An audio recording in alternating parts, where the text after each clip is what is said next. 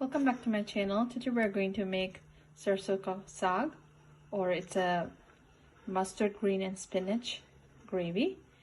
I have here 2 cups of mustard green or mustard leaves and 2 cups of spinach. To this I'm going to add 1 cup of water, and I'm going to pressure cook it for 1 whistle, or you can just boil it in an open pan. So let's go ahead and temper the Sarson Saag, or let's season it. So I have here a few onion. I have here first with 1 teaspoon oil and 1 teaspoon clarified butter.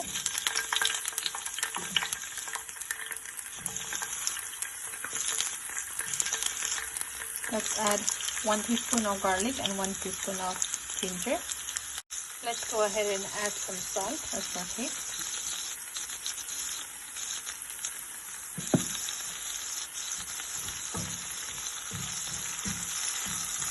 Cook it until the onions turn golden brown. Meanwhile, let's go ahead and grind the spinach and mustard leaf mixture into a fine paste. Our onions are golden brown. Let's go ahead and add 2 medium-sized tomatoes.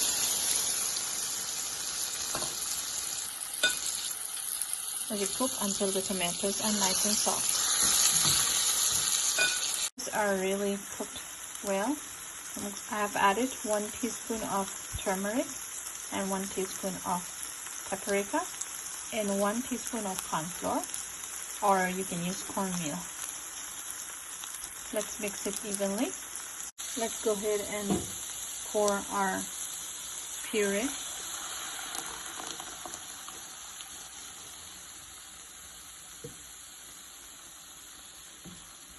Mix it well.